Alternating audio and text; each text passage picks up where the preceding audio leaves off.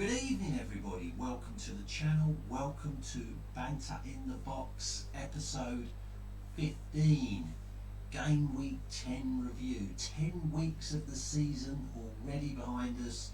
We are beating COVID. Christmas is just around the corner. Everything is looking good. And the Banter in the Boxes are still going strong every week, and here we are in December. It's unheard of.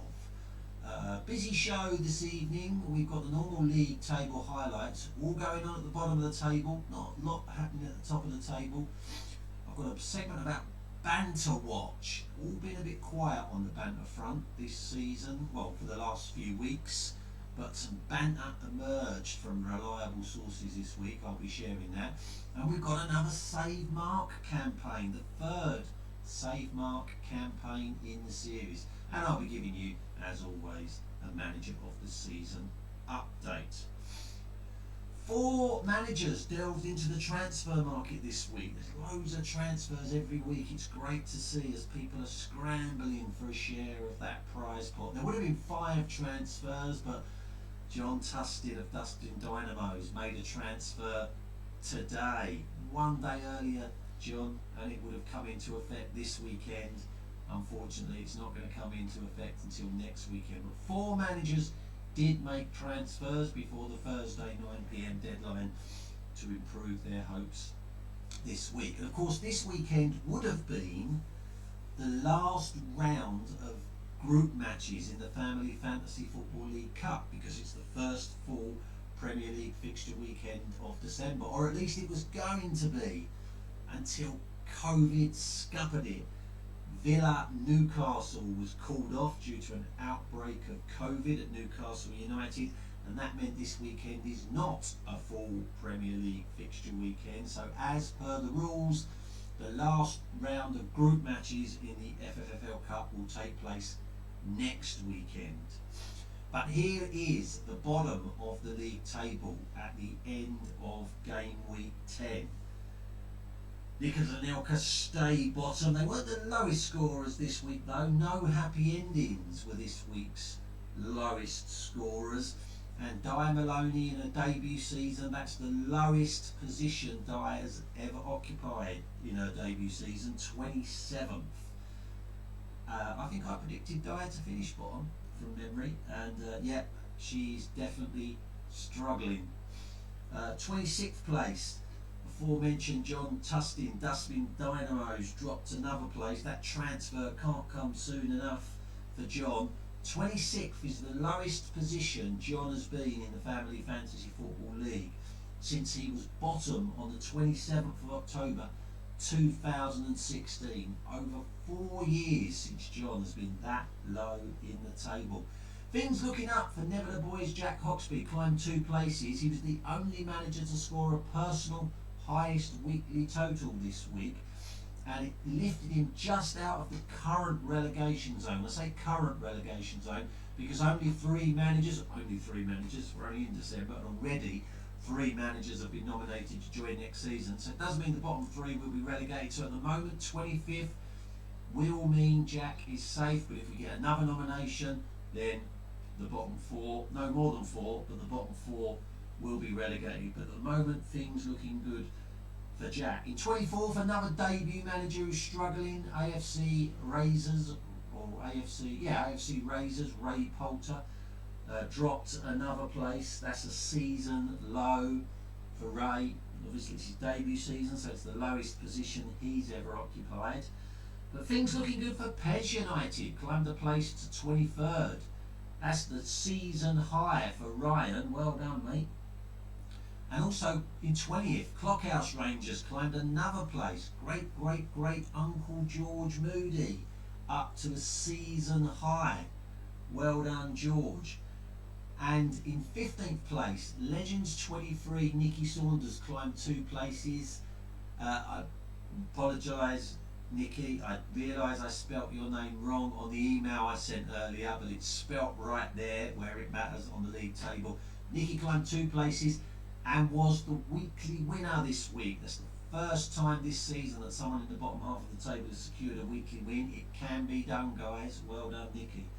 Not a lot changed in the top half of the table. There it is there. Arden Diamonds dropped a place to third, the lowest position Steve has occupied since game week 2, because Ten Sam Juniors climbed one place to second, which is the highest that Ian Sands has been in the Family Fantasy Football League since the 23rd of January. Almost a year since Ian has been that high in the table. But Alexi Lagos continues to set a red hot pace. 10 weeks at the top of the table now. He's been top all along. 92 points clear of second place Ian Sands. It is not looking good for the rest of us, as that pace is relentless. When we come on to Banter Watch, those of you that tuned in last week will remember that I awarded Ostrich Bar Stewards manager Steve Maloney 5 points, 5 manager of the season points, after he carried out essential maintenance work at FFFL HQ, all done COVID safe, don't worry, in his own time. Came round after work to complete this work, and given that this is going to be the venue for the end of season presentation awards, I felt that it was worthy of 5 manager of the season points. Not shared by everyone though. A couple of his rivals were very upset. A couple of his rivals for the manager of the season award were very upset about this. The current manager of the season, Mark Benwell, was particularly outraged, so much so that he offered to paint FFFL HQ in exchange for some manager of the season points. Negotiations are currently going on between him and Vice Chairman Joe. And the current leader in the manager of the season table, Hatch United's Neil Hatch, was so incensed about Steve Maloney being awarded 5 manager of the season points for carrying out essential maintenance work at HQ that he's decided to leave the country. Flies out to Canada this weekend. That is drastic action, Neil. It really is. But good luck, buddy, in Canada. But it did get me thinking, maybe this could catch on. Maybe I could start awarding manager of the season points for people to come around and do stuff around the house. I hate DIY, and there's loads of stuff need doing here. So, anyone wants to make me an offer, feel free. Also on Banter Watch, this chap, the Creed Bratton Society's manager, Jordan Williams. An extremely competitive guy. Hasn't been in the Family Fantasy Football League that long compared to a lot of managers. This, I think, is his 4th season. In his first 2 seasons, he won the Family Fantasy Football League Cup, and he has finished runner-up in the league as well. But he was really upset about losing the Family Fantasy Football League Cup game to his best friend's girlfriend, Megan Oxby. Megan beat Jordan when they met in the FFFL group stage this season, and that's left Jordan in a precarious position, because in order to progress to the knockout stages, he needs to beat yours truly next weekend. So I'm not surprised he is running scared, but I was surprised when I found out that Jordan Williams, now remember, Jordan Williams, self-confessed women's rights activist, turned on his best friend Alexi's girlfriend, suggesting that Alexi had broken the code of conduct rule and was helping Megan with her team. A full investigation has been carried out by the Family Fantasy Football League Executive Committee, and we found that there was no case to answer, Jordan. But I must say, that is poor show, Jordan. A poor show.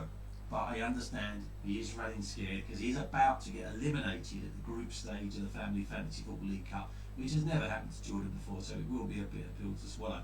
But it is kind of nice that there is a bit of banter going on, because it's been a little bit quiet recently, and that is there's a reason why this channel is called this series is called Banter in the Box. We love banter. That's why we got an FFFL Facebook group. so you can dig out your fellow managers on the Facebook group, get into their heads with some mind games. And let's face it, the way Alexi's going, mind games are going to be the only thing that unravels him. So I hope we keep the banter coming. Now, it needs to get a little bit serious now, because we have a third Save Mark campaign. But whereas the other two have been a little bit jokey, this is genuinely a call from the family for me to the family fantasy football league community to come together and help Mark. The first Save Mark, Don't Let Donna Win campaign we ran many years ago was to get Mark a Jaguar, because he really wanted a Jag. Donna wouldn't let him get one. We ran a campaign, everybody at the time got behind it. Eventually we got Mark a Jag, we won that one. Unfortunately, Donna never let him drive it, a small loophole that she found in our campaign, but we got him a Jag, which was what the campaign was all about. Earlier on this season, we ran a Save Mark, Don't Let Donna Win 2, where we tried to get Mark a Bentley because he really wants a Bentley. Unfortunately, none of you got behind that campaign at all. Not one word of support from any of you, and so Mark is still without a Bentley. But they were kind of joking, they were gags. This one is serious. I found out that my brother this week, that my brother Mark, there he is there, is suffering from a very serious condition, which I feel really bad because I was unaware of it until I found out this week. But the campaign that we're running now, I need all your help with, is the third Save Mark campaign we've done, and this is Save Mark, Don't Let Tetley Win. Because I found out this week that Mark Benwell cannot have a drink after 6 p.m.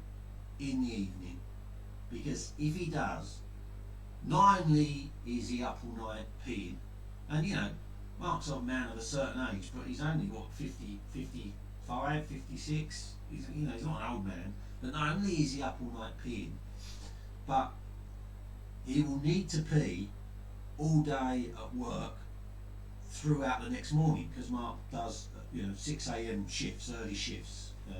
Does 6 a.m. I think he's meant to finish at 2, but he's normally done by 10. Now I'm not going to name the company Mark works for because I don't want to be exposed to any court action, but it is scandalous what they do. The delivery company that Mark works for, they don't allow their drivers to stop to use the loo. And this is one of the reasons why Mark can't have a drink after 6 o'clock in the evening, because he's up all night and he'll need to go for a pee when he's driving, and they don't allow their drivers to stop for a wee whilst they're on their shift, so he'd be in a really tight spot.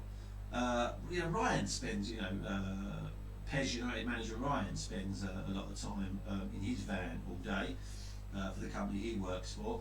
But I found out from Sophie that Ryan has a little potty in the back of his van that he uses when he needs to go, and it's supplied by the company, Anglia Water, so that's fine.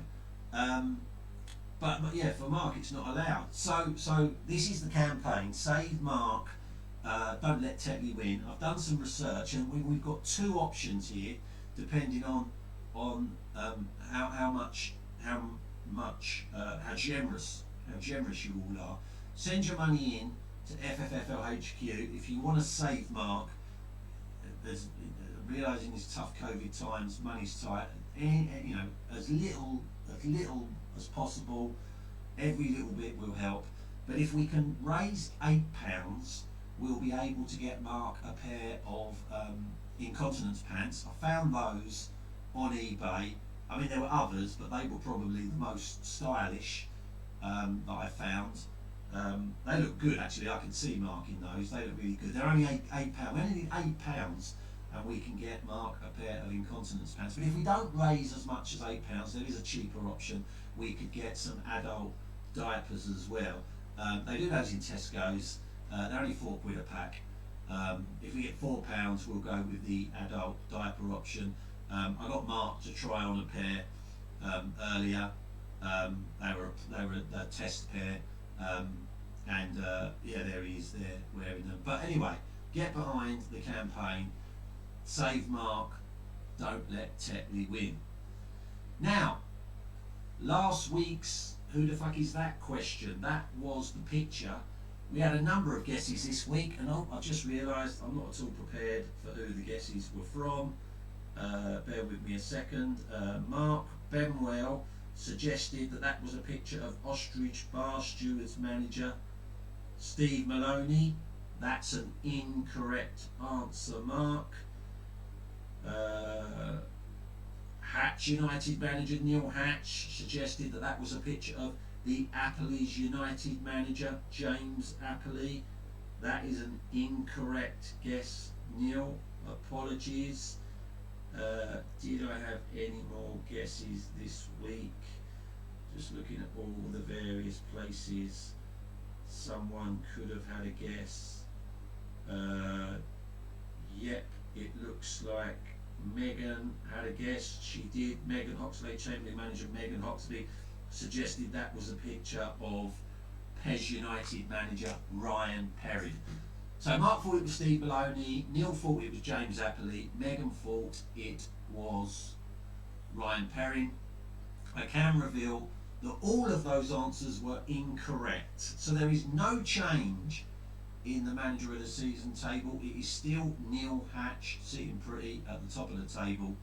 And this question gets rolled over for a second week, and it's now worth 2 manager of the season points. You know it's not Steve Maloney or James Appley or Ryan Perrin, so you now have a 1 in 25 chance of getting it right. Which current Family Fantasy Football League manager is that? 2 points on offer if you can guess it. And that is it for this week, guys. Episode 15 is done. Next week's will be a bit next week's will be a bit busier because we'll be reviewing the cup, but we won't, because Newcastle and Aston Villa are postponed, so there is no cup this weekend. That moves on to next weekend. So next week's won't be a particularly busy show, unless of course there is loads of banter this week, loads of posts on the Family Fantasy Football League YouTube channel, or comments on the if there are loads of posts on the Family Fantasy Football League Facebook group, or comments on the YouTube channel, or if you're feeling a bit shy but you want to send me some banter privately, that's always an option. And if there's anything particularly you want me to cover in Banter in the Box, future episodes of Banter in the Box, let me know. Always happy to accommodate. But until then, stay safe. See you later, guys.